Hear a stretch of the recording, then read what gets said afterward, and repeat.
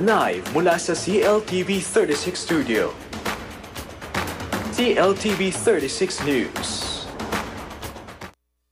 Maya Pabengi, Pampanga, magandang gabi, Central Luzon. Ako po si JM De Jesus at oras na para sa mga may init na balitang Central Luzon ngayong Lunes, May 26.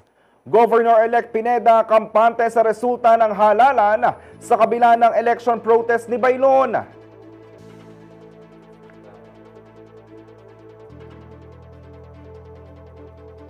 Isa sa 51 sangkot sa human trafficking sa Porac Pogo Hub, nahuli ng CIDG.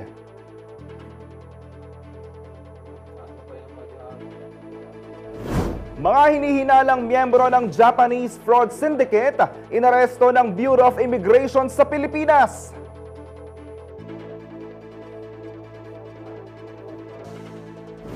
Ilang SUC sa Central Luzon nanguna sa March 2025 licensure examination for professional teachers.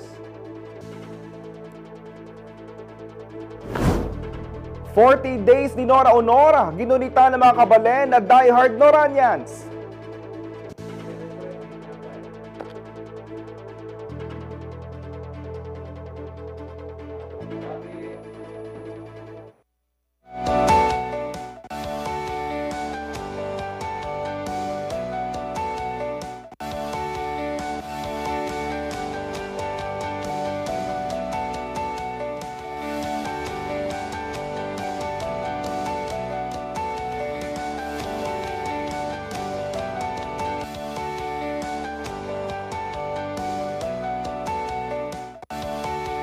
Hindi raw nababahala si Governor-elect Lilia Pineda ukol sa sinampang election protest si Danilo Baylon na kanyang naging katunggali sa katatapos lamang na May 12 polls. Ayon kay Pineda, karapatan ito ng sinuman at kampante rin siya sa naging resulta ng botohan. Magbabalita si Paulo G. Santos. Panwala na yung minyang bot, so go. Nonchalant si Pampanga Governor-elect Lilia Nanay Bibi Pineda nang tanungin ng CLTV 36 News ukol sa inihahing election protest ni Engineer Danilo Baylon laban sa kanya. Matatanda ang naungusan ni Pineda si Baylon sa kakatapos lang na gubernatorial race nitong May 12 sa botong 709,694 to 476,642. Ayon pa sa incumbent Vice Governor, kampante siya sa naging resulta ng botohan. Kailaman yung province, kayong kandidatura ko. Lingual, ala ako, before the time of election, ikapin talanda hali ko. Hindi ko man maalos big motorcade, siguro tagi times mo, at iba tagi ko lingual, kasi kampante ko kampante ko na rent house. Talagang, kampante ko na, naman kailangan itang vote buying ko la. Kinikilala rin umano niya ang karapatan ng sinuman na maghain ng protesta at dumaan sa legal na proseso gaya ng ginawa ng kanyang anak na si Maylin na nabigong masungkit naman ang mayoral seat sa siyudad ng San Fernando. Balo ko lagi naman mag-protest siya. Baka na akong palitan. Nung nini, note niya nga akit, diba? Karapatan na ito kasi. Karapatan na ito. Bilang tao, di na ibiyemay pang karapatan. Huwag tayong burina. Talagang makanyan Balo ko nga na kung may protesya naman. Siguro, burida mong linawan, antita mo ita. Ipinaabot naman ni Pineda ang kanyang pasasalamat sa lahat ng mga sumuporta at patuloy na sumusuporta sa kanya ngayong tapos na ang halalan. Masaya kasi balo ko then, pitundalan na Kapampangan, binotora ako kasi ako yung burida. Kaluguranda ako, tita. So, pasalamat ko, Karela. Samantala, matatandaan nitong Biyernes, May 23, naghain ng election protest si Baylon sa tanggapan ng COMELEC sa Maynila. Panawagan ng kanyang kampo ang manual recount dahil umano sa naging poor performance ng mga automated counting machines, gayon din ang hindi tugmang resulta ng mga pre-election survey at aktual na botohan. Paulo G. Santos, CLTV News. Isang matagumpay at mapayapang eleksyon ang naidaos sa kabila ng mga banta sa seguridad, partikular na sa mga lugar na may mataas na insidente ng election-related violence.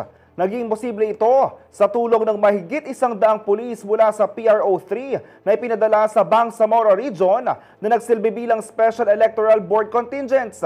Sa kanilang pagbabalik, nitong Biyernes mainit silang sinalubong sa Camp Olivas bilang pagkilala sa natatangi nilang serbisyo. Ang buong detalye ay hatid ni Ashley Punzalan. Bilang suporta sa Bangsamoro Autonomous Region in Muslim Mindanao o BARM, nagpadala ang Police Regional Office o PRO3 ng 197 na pulis upang magsilbing Special Electoral Board contingents sa mga probinsyang may matinding pangangailangan sa seguridad. Ang BARM ay isa sa mga itinuturing na high-risk areas sa bansa sa katatapos sa 2025 national and local elections nitong May 12. Sa kabuuan, halos 3,700 na miyembro ng Philippine National Police o PNP ang na-deploy sa naturang rehiyon upang palitan ang mga guro na bigong magsilbi bilang Board of Election Inspectors o BEIs dahil sa pangamba sa kanilang kaligtasan. Matapos ang kanilang serbisyo, masayang sinalubong ng PRO3 ang kanilang hanay sa isang Heroes Welcome nitong Biyernes, May 23 sa Camp Olivas, City of San Fernando, Pampanga. Prior to the election day, maraming insidente doon ng shooting incident, may mga harassment pa. Idineploy po sila sa iba-iba pong probinsya ng Bangsamoro dahil nga po doon sa mga previous pong election ay may mga guro po na umatras para mag-serve po sila as SEBs. Ito pong mga pulis po natin ay hindi nag-atubili para mag-come forward po para makapagsilbi po sila. Bilang pagkilala sa kanilang dedikasyon at kabayanihan, ginawaran ang ilan sa kanila ng medalya ng kadakilaan. Ito ay bilang tanda sa kanilang ipinamalas na katapangan, kahusayan at integridad sa pagtubad ng kanilang tungkulin lalo na sa mga lugar na kritikal ang seguridad. This is the least we could do doon sa kabayanihan at katapatan nila sa tungkulin. Bilang simbolo po ng kadakilaan po nila na handa po sila na magsilbi sa bayan po natin during sa ganitong critical moments. Bukod sa medalya, tumanggap din ang mga SEBs ng tokens at 5 araw na bakasyon upang mabigyan sila ng pagkakataong makasama ang kanilang pamilya. Isa sa mga ginawaran ng parangal, si Police Major Wilhelm Tom Soriano na nagsilbing contingent commander ng PRO3 SEBs na na-assign sa Maguindanao del Sur at Maguindanao del Norte. Ani Soriano, hindi naging madali ang kanilang karanasan sa kanilang paninilbihan sa BARM. Nahirapan talaga po kami, unang-una po dahil po dun sa language barrier po, ma'am. At yung pag-adjust din po ng mga tao at pagtanggap na yung mismong magiging PNP na po yung magiging Special Electoral Board. Kasi sa matagal na panahon po, ma'am, ay ang SEB po ay mga teacher po. Bagamat hindi ito ang unang pagkakataon ni Soriano na maitalaga sa delikadong tungkulin, iginiit niya na handa pa rin siyang magsilbi kung muling kakailanganin. Matapos ang awarding ceremony, nagtapos ang programa sa isang boodle fight bilang simpleng selebrasyon at pasasalamat sa serbisyo ng mga pulis. Lubos naman ang pasasalamat ng SEBs sa mainit na pagsalubong ng kanilang mga kasamahan. Samantala, nagpaabot naman ng traditional syukran ang kapulisan ng BARM bilang pasasalamat sa tulong ng PRO3 sa pagpapanatili ng kapayapaan at seguridad ng halalan. Ashley Punzalan, CLTV 36 News. Arestado ng CIDG Regional Field Unit 3 Special Operations Team ang isa sa mga akusado sa umunoy qualified human trafficking kaugnay ng Philippine Offshore Gaming Operator o POGO sa Porac, Pampanga. Sa isinagawang operasyon ng mga otoridad, nahuli si alias Marlon sa Barangay Tabon, Mabalacat City nitong Huwebes, May 22. Ayon sa CIDG, si Marlon ang operations officer ng security agency na nagbabantay sa Lucky South 99 Outsourcing Incorporated kung saan nangyari ang umunoy trafficking. Naharap din siya sa hiwalay na arrest warrant mula sa Regional Trial Court Branch 118 sa Angeles City para sa 10 kaso ng qualified trafficking in persons kung saan walang piyansang inirekomenda. Ang nahuling sospek ay kabilang sa 51 katao na dawit sa naturang issue ng POGO Hub, kabilang sina dating presidential spokesperson Harry Roque at negosyanteng si Cassandra Ong.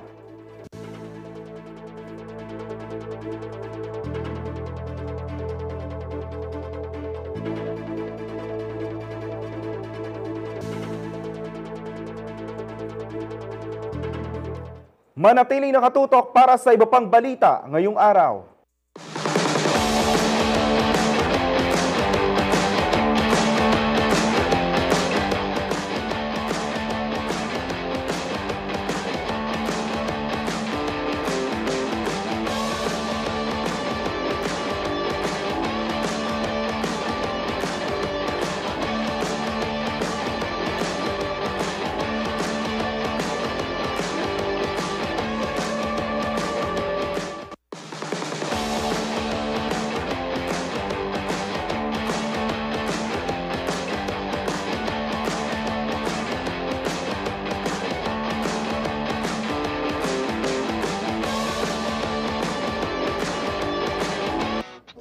Ano to?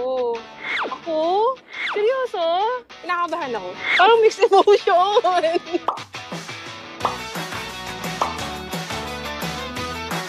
Pinapagawa nila tayo ng travel and tourism vlog. At parang kinakabahan ka. Doon na lang di ako nagkape. Siyempre, gusto ko yung can't say no ka na. G? G? G? G? G? G? Nawala ako!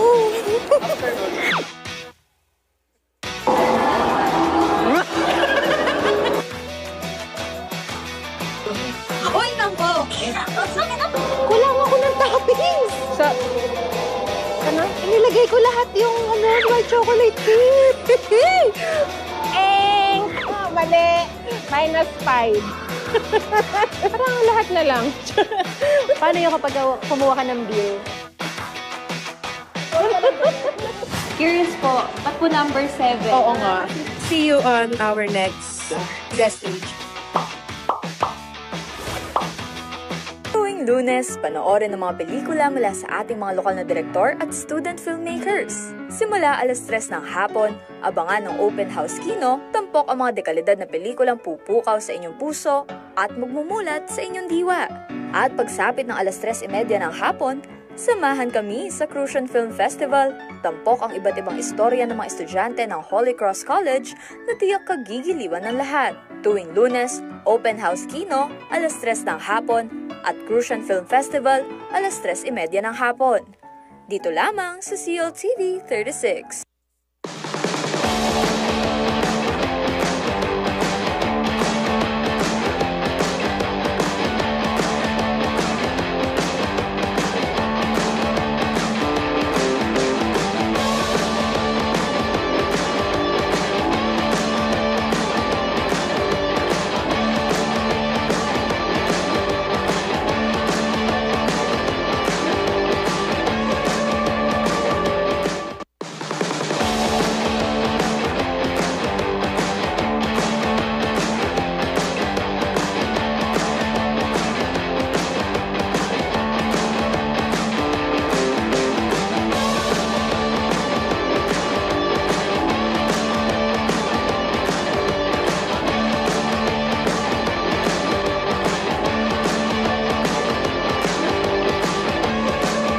Nagbabalik ang CLTV 36 News. Kung hanap mo ay isang motor na pwedeng idaan sa lungsod at sa adventure trails, hindi mo na kailangang mamili pa.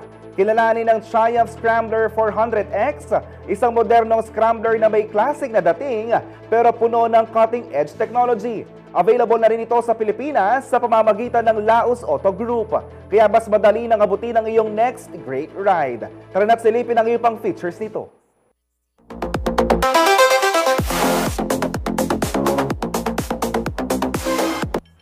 Hi, I'm Nick, your sales executive here in Triumph, Pampanga.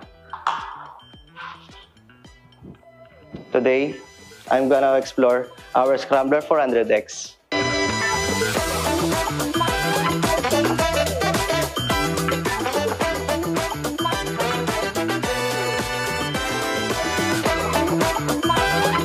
This bike sa classic bike. Kung makikita nyo po, ang kanyang headlight ay gawa sa LED. And also, ang kanyang signal light ay gawa rin po kanya sa LED.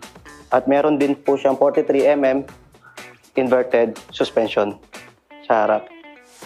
Then also, ang kanya pong TFT display, analog TFT display po siya. And some protection po, meron po din siya naka-install na handguard Ang kanyang side mirror po is standard good for classics. This Scrambler 400 ay meron siyang 30 liters tank capacity. Ang para naman sa ating radiator, meron siyang sun protection na radiator guard. Para naman sa ating gulong, sa ating wheel, meron siyang 19 inches ang laki niya sa harap. Then para naman sa kanyang caliper, meron siyang brand na Vibri. ABS na rin po ito. Harap and likod, ABS na po siya. And dito naman tayo sa likod. Kung mapapansin nyo, itong sa likod natin ay meron siyang signal light na LED din ang ilaw niya. Also, din yung tail light, LED din po din gawa niyan. Para naman dito sa likod, meron siyang 17 inches, ang laki niya. And dual type din siya. Pwede siya city road, tsaka off-road. And also, dito naman sa chain, kung mapapansin nyo, nasa kanan yung chain niya. Design po ito ni Triumph. Para naman sa kanyang suspension, monoshock. Adjustable monoshock po siya. Dito tayo sa engine. Meron siyang 400cc, single cylinder, and also liquid cooled na rin siya. Kung mapapansin nyo, itong ating exhaust niya ay dual exit exhaust. Single cylinder lang to. Para naman sa mga mahilig ang maingay yung exhaust nila, slip-on naman itong ating exhaust ni Scrambler 400. Tatanggalin lang yun dito, yung clip niya, and makakalagay ka ng any brand na exhaust. Kung mapapansin nyo, si Scrambler ay napakataas. Kita nyo naman gaano siya kalahati sa katawan ko. Meron siyang taas na 835mm. Ground clearance, meron siyang 8-inch ang taas niya mula ground clearance. Si Scrambler ay may full cover leather po siya. Pwede rin po siyang buksan dito para makita natin at mailagay natin yung mga basic tools ni Scrambler 400. Si Scrambler natin ay meron din siyang switch off na off-road. Pag pipindutin nyo itong button dito sa gilid, magsiswitch ang kanyang settings to off-road at mag-off ang kanyang ABS. Also, meron din siyang hazard at engine off and on. At also, itong unit natin ay ride-by-wire na rin, hindi siya cable. And also, si Scrambler 400X ay meron siyang charging port na magagamit mo habang nagbabiyahe ka. Kung low-bat yung cellphone mo, pwede mo lang isaksak dito ang iyong charger at magagamit mo na to sa biyahe mo. Magkano nga ba si Scrambler 400? Ang SRP ng ating unit ay 339,000 pesos. At kung magre-release ka or kukuha ka until the end of the month, meron kang less 20,000 sa SRP ng unit. Para naman sa previous, meron tayong emergency road assistant. 24/7 mo magagamit ito. Halimbawa, nasiraan ka sa daan, pwede ka tumawag doon anytime, 24/7 po. Para naman sa ating insurance, meron po tayong CGIC na comprehensive din po siya. Included na po yung theft, act of nature, tsaka yung rider po. For more inquiries, message me or call in 0998-532-2467. Visit to our showroom in Laos Group Complex, Jose Abad Santos Avenue, City of San Fernando. And located po kami dito, malapit lang po kami dito sa Microdel. Panibagong all price adjustments ang muli ipapadupad ng mga kumpanya ng langis simula Martes, May 27. Magtataas ang Shell Pilipinas at Sea Oil ng 10 centavos sa kada litro ng gasolina. Bababa naman ng 20 centavos ang price per liter ng diesel at 40 centavos per liter naman sa kerosene. Ipatutupad din ang clean fuel ang parehong price adjustments maliban sa kerosene. Epektibo ang paggalaw sa presyo simula 6 a.m. ngayong Martes sa lahat ng kumpanya habang 8:01 a.m. naman magpapatupad ang clean fuel. Ayon sa Department of Energy Oil Industry Management Bureau, ang magkakaibang price adjustments ay dulot ng nuclear deal ng Amerika at Iran at ng cooling trade tension sa pagitan naman ng US at China.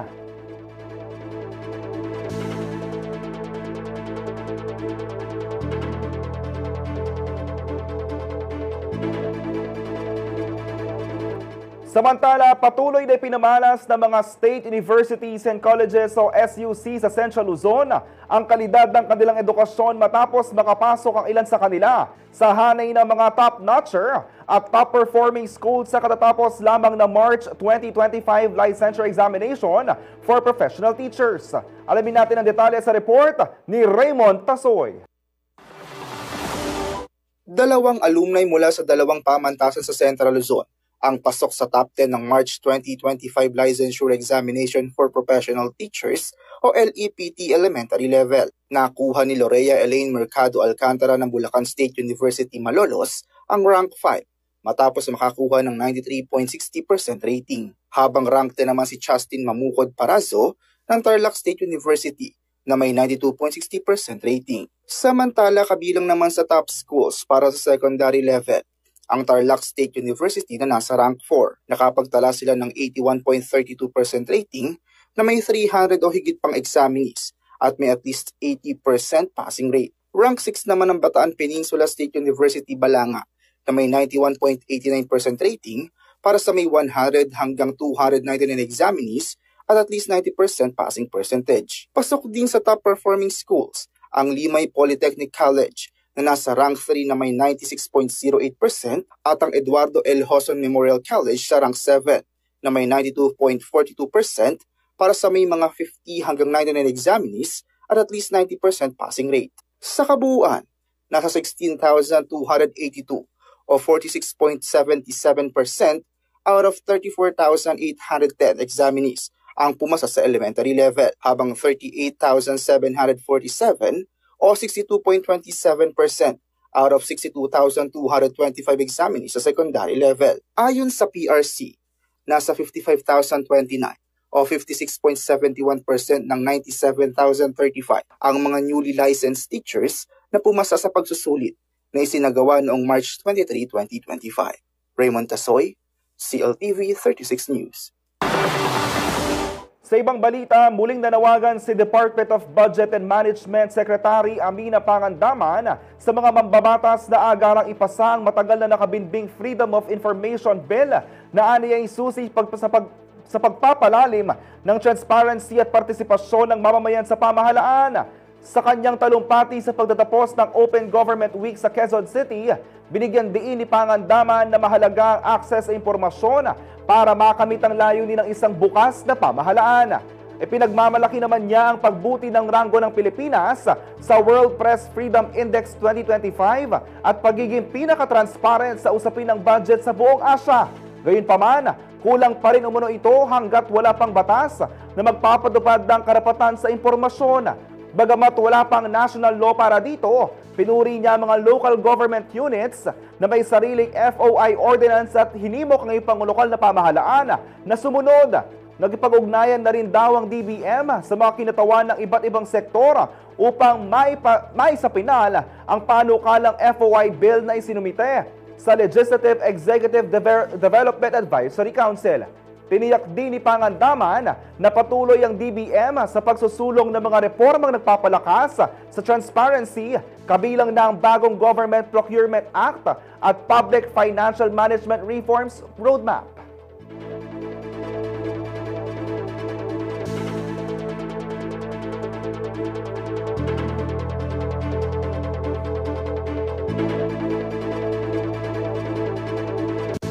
Manatiling nakatutok para sa iba pang balita ngayong araw.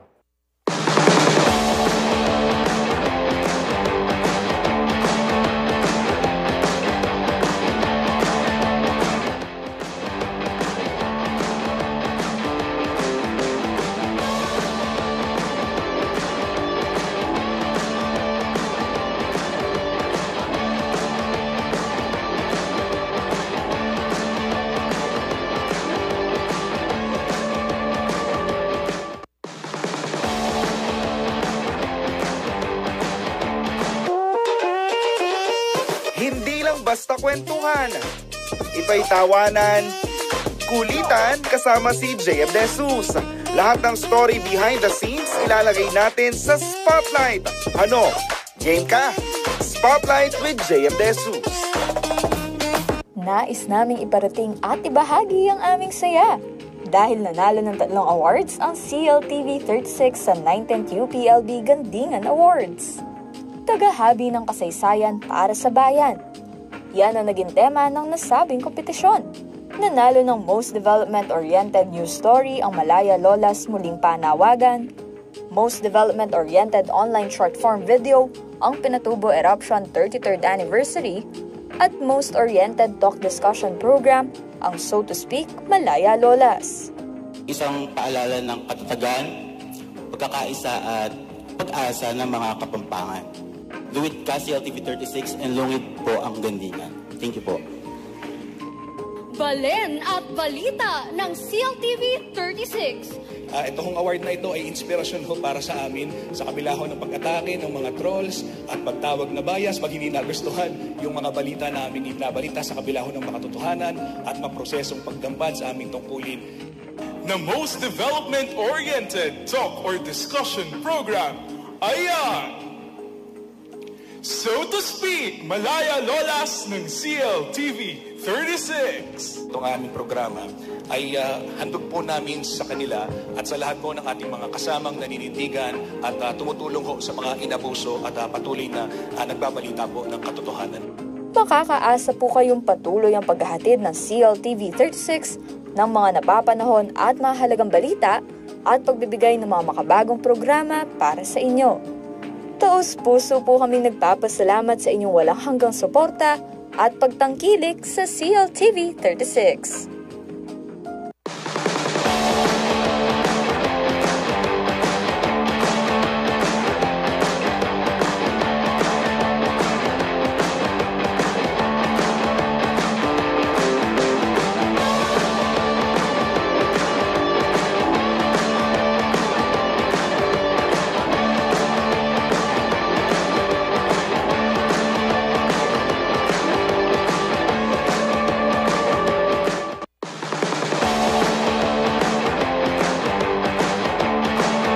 Nagbabalik ang CLTV 36 News.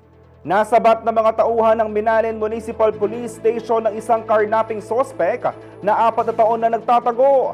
Batay sa ulat ng Pampanga Police Provincial Office o PPO, naaresto ang 32-year-old suspect sa Barangay Santo Niño, syudad ng San Fernando, Pampanga nitong Lunes, May 26. Isa umunong construction worker ang suspect na residente ng Sitio Apia, Barangay Calawis, Antipolo, Rizal. Nasa kustodiya na ng mga otoridad ang suspect na nahaharap sa kasong may piyansang 300,000 pesos.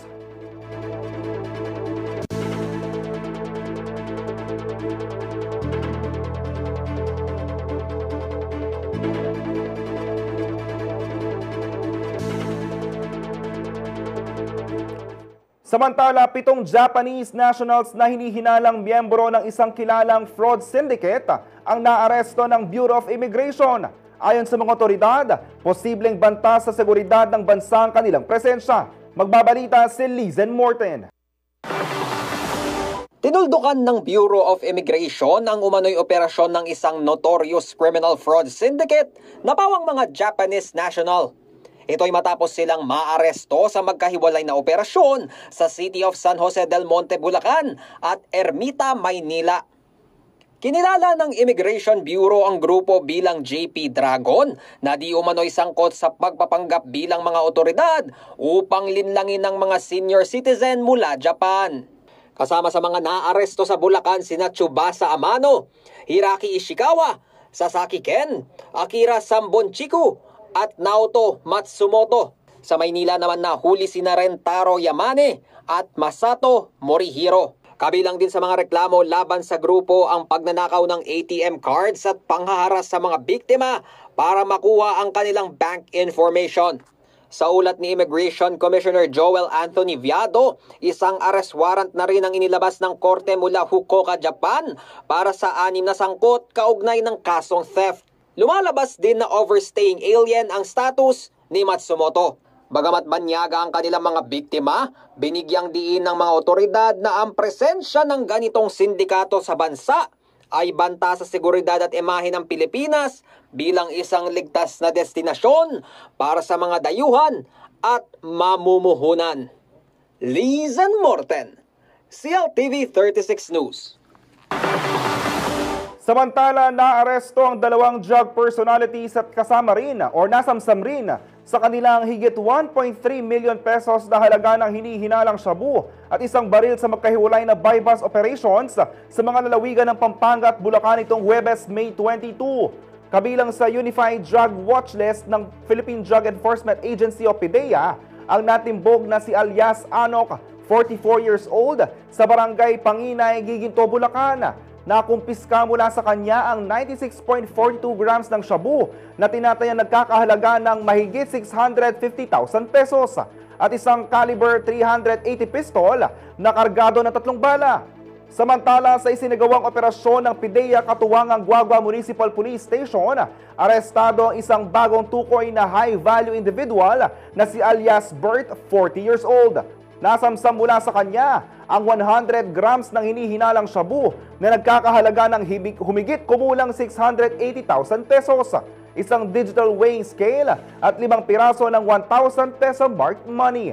Kasalukuyang nasa kustodiya ng mga otoridad ng mga sospek.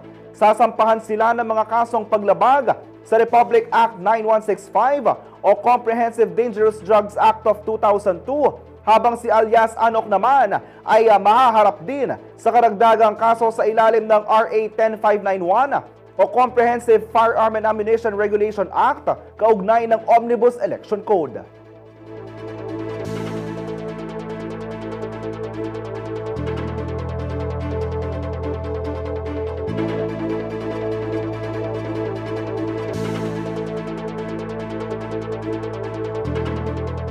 Manatiling nakatutok para sa iba pang mga balita ngayong araw.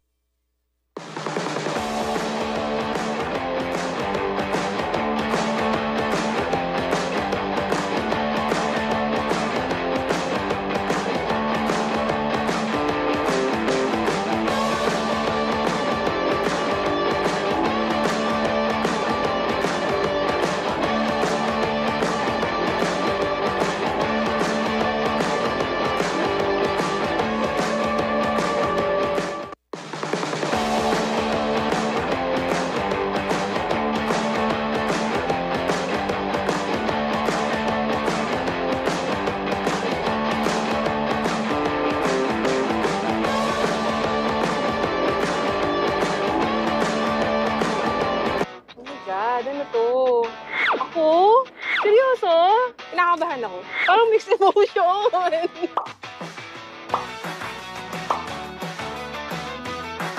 Pinapagawa nila tayo ng travel and tourism vlog. At parang kinakabahan ka. Doon na lang di ako nagkape. Siyempre, gusto ko yung can't say no ka na. G? G? G? G? G? G? Nawala ako.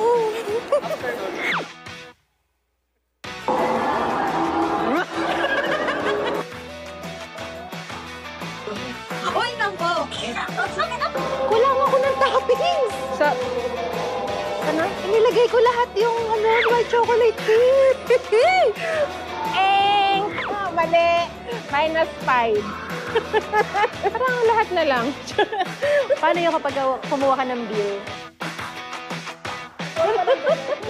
Curious po, ba't po number 7? Oo nga. See you on our next stage.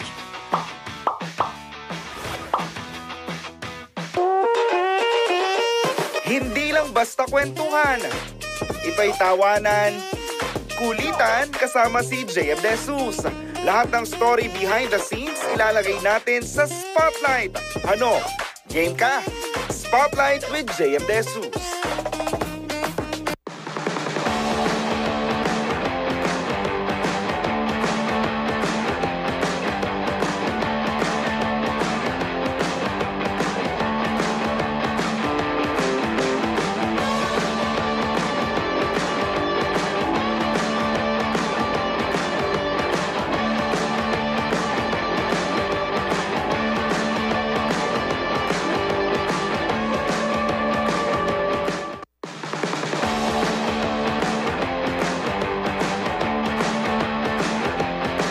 Nagbabalik ang CLTV 36 News. Muling pinatunayan ng mga Pinay ang kanilang galing at husay sa larangan ng international beauty pageants.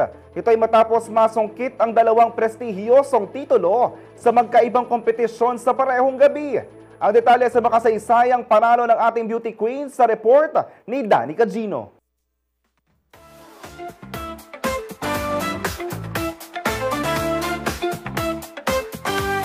Proud moment para sa Pilipinas ang naganap noong Biyernes, May 23 matapos masungkit ng dalawang Filipina ang corona sa magkaibang international beauty pageant sa parehong gabi. Unang itinanghal si Christian Pauline Alere bilang Miss Aura International 2025 sa Coronation Night na ginanap sa Turkey. Stand out si Alere sa lahat ng segments ng kompetisyon, mula sa dance show, swimsuit at evening gown, hanggang sa kapanapanabik na question and answer portion. Sa Q&A, tinanong si Alere tungkol sa kasabihang "The future is female." They say the future is female. If that's true, what kind of future do you believe she will create? Teşekkür ederim and maharba Turkey. I believe female can be a future and she can create a world where she can empower others, a world driven by empathy, equality, and innovation, and a future where purpose guides progress. But after all, I believe regardless of gender, they can be a future as long as they have the willingness to create an amazing impact globally. Teşekkür ederim and good evening everyone.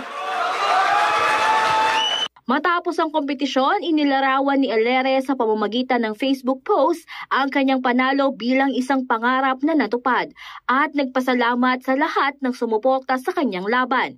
Siya ang ikalawang Pinay na nakasungkit ng nasabing titulo, kasunod ni Alexandra Faith Garcia noong 2021. Kasabay ng tagumpay ni Alere, isang Filipina rin ang nag-uwi ng corona sa Malaysia. Si Patricia Ann Nicole Bangug ang kinoronahan bilang kauna-unahang Miss Orient Tourism Global sa inaugural edition ng nasabing pageant. Sa Q&A portion, pinahanga ni Bangug ang mga hurado sa kanyang makapangyarihang sagot na tumalakay sa papel ng isang beauty queen bilang cultural ambassador. Ipinahayag niya ang kanyang intensyong maging tulay sa pag-uugnay ng mga kultura at pagsulong ng turismo na may malasakit at diwa ng pagkakaisa. Hindi lamang titulong naiuwi ni Bangug, nasungkit rin niya ang Best in National Costume Award na lalo nagpatingkad sa kanyang presensya sa kompetisyon. Dalawang corona sa iisang gabi, isang patunay ng galing, talino at ganda ng mga Filipina sa international stage. Danica Gino, CLTV 36 News. Para sa isang panatiko, ang pagkamatay ng kanilang iniidolo ang isa sa mga pinakamalungkot na balitang maaari nilang matanggap. Sa Barangay Santa Filomena, Guagua, Pampanga, nag-ambaga ng ilan sa magkakapit-bahay upang gunitain ang 40 days ng pagkamatay ni superstar Nora Honor. Ang diehard Kabalen Noranyan itinuturing umunong isang inspirasyon ng aktres. Para sa buong detalye, narito ang report ni Ashley Punzala. Isa si Nora Honor o Ate Guy sa mga itinuturing na household names sa entertainment industry. Walang katumbas ang kanyang kasikatan dahil sa kanyang natatanging pagganap sa mga pelikulang Himala, Bona, T-Bird at Ako, hanggang sa kanyang latest films na Mananambal at Pieta. Itinanghal din siya bilang National Artist for Film and Broadcast Arts. Sa mahigit 5 dekada sa industriya, umani siya ng maraming parangal at tumatak ang kanyang pangalan sa puso ng masa. Bagamat mayroon siyang karamdaman, masakit pa rin umano at tila hindi inaasahan para sa marami ang pagpanaw ng veteranong aktres noong April 16 sa edad na 71. Marami ang nalungkot at nagluksa, lalo na ang kanyang mga fans na tinatawag na Noranyans. Sa ika-40 araw ng kanyang pagkamatay, nitong Linggo, May 25, inalala ng diehard Kabalen Noranyan na si Cynthia Villegas, ang naging buhay ng kanyang idolo. Kasama ang ilan sa kanyang mga kapitbahay. Sa Barangay Santa Filomena, Guagua, Pampanga, nag-organize sila ng maliit na salo-salo at potluck upang gunitain ang ala-alang iniwan ni Ate Guy. Kung naman gagawan ini para sumikat, gawa ko para kaya.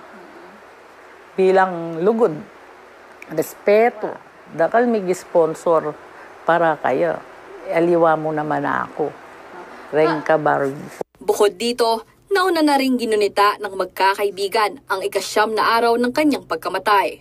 Ani Villegas, hindi na siya lubos na nabigla at nalungkot nang mabalitaan ang pagkamatay ng kanyang idolo. Katunayan, dumalaw pa siya sa burol ng superstar sa The Heritage Park sa Maynila. Gayunpaman, hindi niya napigilang maiyak habang inaalala ang superstar sa kanyang panayam sa CLTV 36.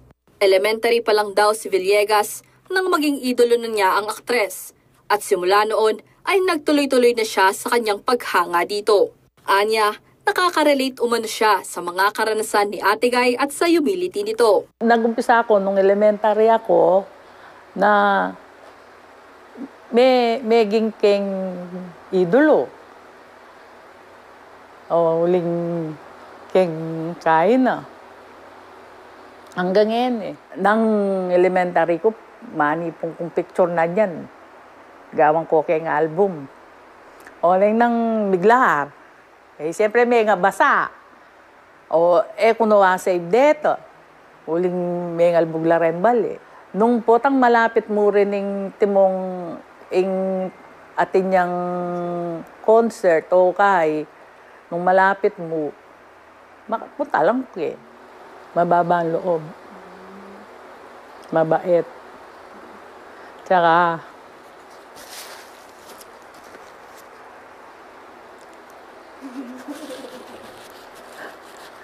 dakal dia ugali na buri na rin tao. Dagdag niya, nagsisilbing inspirasyon para sa kanya ang artista. Samantala, plano na ni Aling Cynthia kasama ulit ang kanyang mga Dabber Cats na gunitain ang unang anibersaryo ng pagpanaw ni Nora Honor sa susunod na taon. Ashley Punzalan, CLTV 36 News.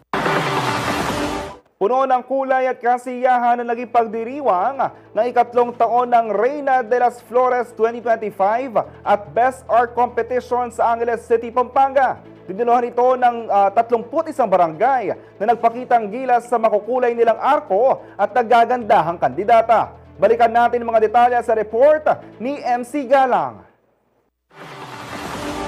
Isang makulay at masiglang selebrasyon ang idinaos sa Angeles City nitong linggo, May 25 para sa third year ng Reina de las Flores. 31 barangay ang nagtagisan sa parada at kompetisyon ng mga arko kasama na ang pagrampa ng mga naggagandahang dilag.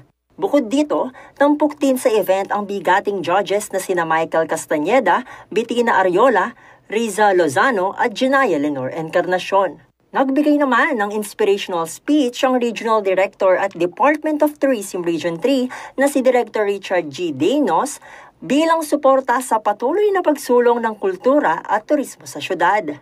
Pinag-agawa ng mga kalahok ang 3 pangunahing pwesto para sa Reina de las Flores 2025, pati na rin ang 3 pwesto para sa Best Art Competition. Si Alaya Marie Cuyugan ng Barangay Balibago ang kinilala bilang grand winner at nagkamit ng 100,000 pesos na cash prize. First runner-up naman si Zaira Fe Kamaya ng Barangay Pampang, habang pumwesto naman bilang second runner-up si Misaki Takeshi ng Barangay Anunas. Ang mga hinirang na Reina de las Flores 2025 ay nakapag-uwi ng cash prize, sash at trophy. Para sa Reina Special Awards, nakuha ni Zaira Fe Kamaya ang Mayor Pogi's Choice Award at si Valerie Gutay ng Barangay Amsik bilang Reina Early Bird na parehong nag-uwi ng tig 15,000 pesos. Para sa Best Art Competition, hinirang na grand winner ang Barangay Anunas na nag-uwi ng 100,000 pesos na cash prize. First runner-up ang Barangay Pampang na nakakuha ng 50,000 pesos at second runner-up naman ang Barangay Balibago na nakakuha ng 25,000 pesos. Samantala, naiuwi ng Barangay Margot ang ARC Early Bird Award at nakakuha rin sila ng cash prize worth of 15,000 pesos. MC Galang, CLTV 36 News. Para naman sa ulat panahon, alamin natin kay Rainier Agas, weather specialist mula sa Pag-asa Clark Station.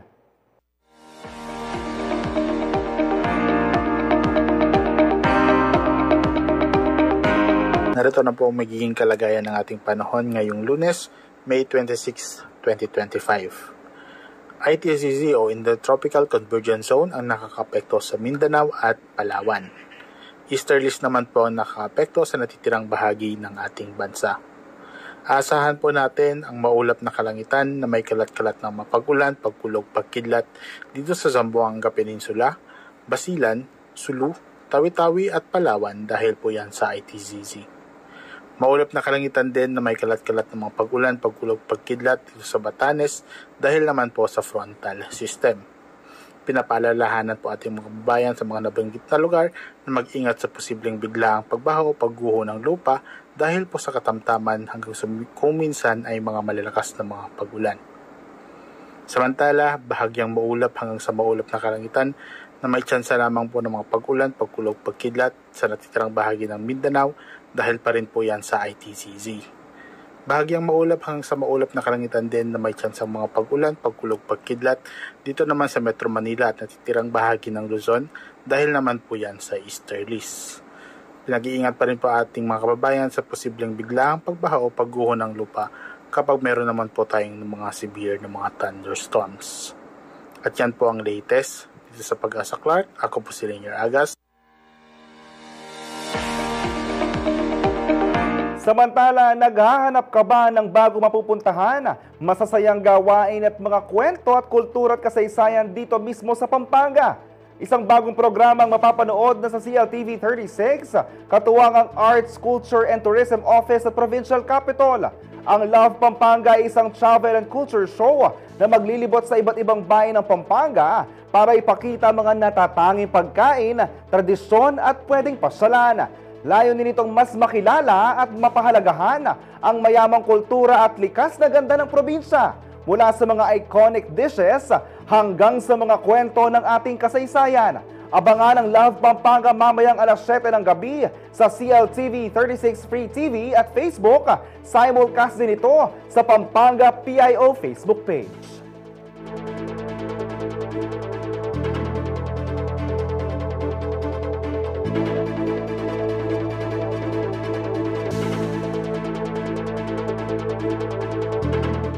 At yan ang mga balitang nakalap ng CLTV 36 News. Para sa karagdagang detalye, maaari niyong i-follow ang aming social media pages sa Facebook at CLTV 36 Official at CLTV 36 News, sa Twitter o X at CLTV 36, sa Instagram at CLTV 36 Official.